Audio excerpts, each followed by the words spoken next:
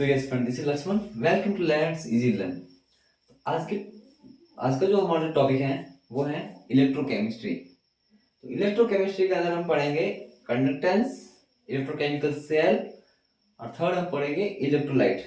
ये सब क्या होता है, इसको पढ़ने से पहले हम समझते हैं इलेक्ट्रोकेमिस्ट्री क्या होती है।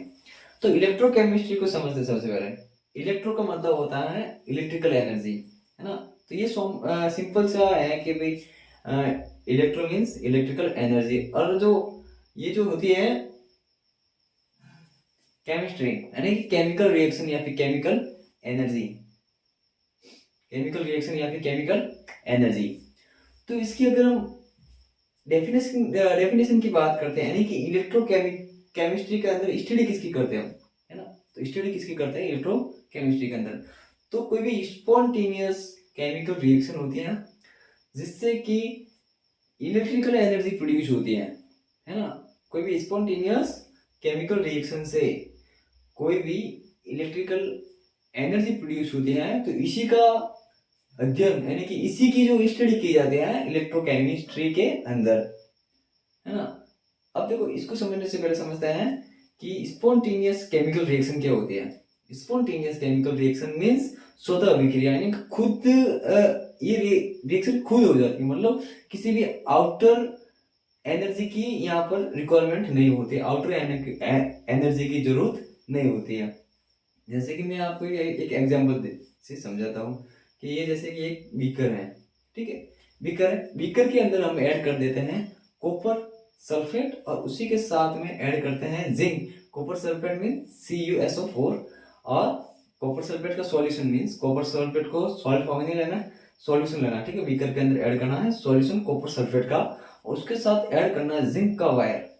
2 या 3 से 4 मिनट में बीकर पूरी तरह से गर्म होने लगेगा। तो गर्म हो रहा मीन्स इसमें हीट रिलीज होगी, है ना। हीट रिलीज होगी मीन्स एनर्जी रिलीज हो रही है। तो ये जो एनर्जी होती है वो कौन सी एनर्जी होती है, वो होती है केमिकल एनर्जी। तो यही केमिकल एनर्जी कन्वर्ट होती है इलेक्ट्रिकल एनर्जी में, है ना। तो ये जो केमिकल एनर्जी है इलेक्ट्रिकल एनर्जी में कन्वर्ट होती है और इसी की जो स्टडी है वो करते हैं हम इलेक्ट्रो केमिस्ट्री में, ठीक है। तो पूरा का पूरा केमिकल एनर्जी और इलेक्ट्रिकल एनर्जी का एक पूरा इलेक्ट्रोकेमिस्ट्री में पूरा खेल एक प्रकार से। तो देखो, इसको समझने से पहले हम थोड़ा सा और समझ लेते हैं कि इलेक्ट्रोकेमिकल सेल क्या होता है। तो इलेक्ट्रोकेमिकल सेल मीन्स ये सेल क्या करते हैं कि जो केमिकल एनर्जी है उसको कन्वर्ट करते हैं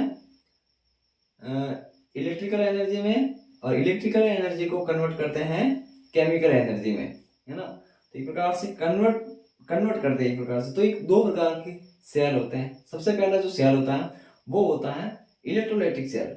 अब इलेक्ट्रोलाइटिक सेल के अंदर क्या होता है कि इलेक्ट्रिकल एनर्जी जो है वो चेंज हो रहे हैं केमिकल एनर्जी में।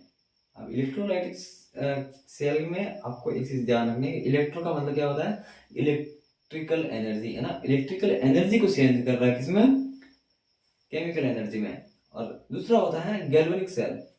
अब गैल्वेनिक सेल क्या होता है, ये प्रकार से हम देखो सेल को डिटेल में नहीं समझेंगे, जितने भी सेल बहुत सारे सेल, लेकिन जो नॉर्मली जो 2 सेल मेन इंपॉर्टेंट है, इलेक्ट्रोलाइटिक और दूसरा होता है गैल्वेनिक सेल। तो गैल्वेनिक सेल के अंदर क्या होता है कि जो केमिकल एनर्जी है वो चेंज हो जाती है किसमें, इलेक्ट्रिकल एनर्जी में। तो ये गैल्वेनिक सेल के अंदर होता है।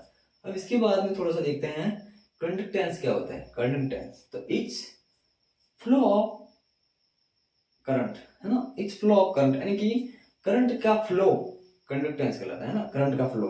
तो करंट का फ्लो जो है वो मेनली 2 टाइप से होता है ना। इसके अंदर कंडक्टेंस तो 2 टाइप से होता है। फर्स्ट जो होता है मेटेलिक कंडक्टेंस और दूसरा होता है इलेक्ट्रोलाइटिक कंडक्टेंस। तो मेटेलिक कंडक्टेंस के अगर हम देखें तो उसके अंदर इसका जो करंट का फ्लो होता है वो इलेक्ट्रॉन के थ्रू होता है, और वो भी किसमें, मेटेलिक वायर के थ्रू। मेटेलिक वायर के थ्रू इलेक्ट्रॉन का जो ट्रांसफर है, इलेक्ट्रॉन का जो फ्लो है वो होता है मेटेलिक वायर में इलेक्ट्रॉन के थ्रू, ठीक है। दूसरा जो होता है वो होता है इलेक्ट्रोलाइटिक के अंदर इसमें जो करंट का जो फ्लो होता है वो होता आयनों के थ्रू, ठीक है, ये नॉर्मल समय से कम देखते हैं और समझता है आदमी तक। अब देखते हैं कि इलेक्ट्रोलाइट क्या होता है। इलेक्ट्रोलाइट ये दो प्रकार के होते हैं मेन तो, स्ट्रॉन्ग इलेक्ट्रोलाइट, दूसरा जो होता है वो होता है वीक इलेक्ट्रोलाइट। तो सबसे पहले इलेक्ट्रोलाइट को समझते हैं। इलेक्ट्रोलाइट क्या होता है? तो कोई भी सब्सटेंस होता है, किसी भी सब्सटेंस को किसी भी सॉल्वेंट में डिजोल्व करते हैं, तो डिजोल्व करने के कारण क्या होता है कि वो अपने आयनों में डिसोसिएट हो जाता है। डिसोसिएट मतलब टूट जाता है अलग अलग प्रकार, अलग अलग आयनों में, यानी आयनों कौन से पॉजिटिव हो सकते हो, नेगेटिव आयन हो सकता है, इन दोनों में टूट जाता है, तो इसी को कहते हैं डिसोसिएशन। हाँ, तो यानी मतलब कि डिसोसिएट हो जाते हैं आयन किसी भी सब्सटेंस को लो या किसी भी को लेकर अगर किसी सॉल्वेंट में डालते हैं, सॉल्वेंट में डिजोल्व करते हैं, है ना, तो वो उसके आयनों में टूट जाता है या डिसोसिएट हो जाता है। ठीक है, तो दो प्रकार के मेन ये होते हैं। सबसे पहला जो है स्ट्रॉन्ग इलेक्ट्रोलाइट।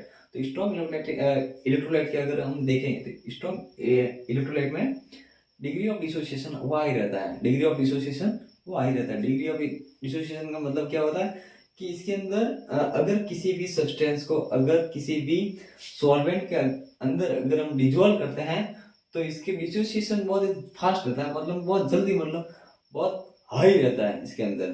तो मतलब ये टूट जाते हैं आयनों में जल्दी जल्दी। जैसे कि एक एग्जांपल के थ्रू अगर हम समझे तो अगर NaCl को अगर डाले किसी सॉल्वेंट में तो ये अपने आयनों में टूट जाता है बहुत ही जल्दी। और जितना सब्सटेंस डिजोल्व करने से पहले उसका इक्विवेलेंट वेट होता है, सेम जब वो डिजोल्व हो जाता है, जब उसका डिसोसिएशन होता है तो वो उतना ही इक्विवेलेंट वेट प्राप्त होता है और अपने पॉजिटिव यानी सोडियम Na और क्लोरीन Cl नेगेटिव आयन ये प्राप्त होते हैं। अगर हम बात करें वीक इलेक्ट्रोलाइट की, तो वीक इलेक्ट्रोलाइट को अगर हम देखें तो इसके अंदर क्या होता है, डिग्री ऑफ डिसोसिएशन बहुत ही लो रहता है, यानी कि टूटने जब किसी सब्सटेंस को किसी भी सॉल्यूशन में किसी भी सॉल्वेंट में अगर डिजोल्व करते हैं तो उसकी आयनों के टूटने की जो दर है वो बहुत कम रहती है ना। जैसे अगर एग्जांपल ले तो एसिटिक एसिड CH3COOH, उसका अगर हम किसी भी सॉल्वेंट में अगर इसको डिजोल्व करते हैं तो CH3COO नेगेटिव आयन तो बनेगा ये एसीटेट और पॉजिटिव आयन में हमारा जाएगा हाइड्रोजन। एक प्रकार से टूटता है बहुत ही लॉन्ग टाइम के बाद, बहुत ही लंबे समय के बाद। ठीक है।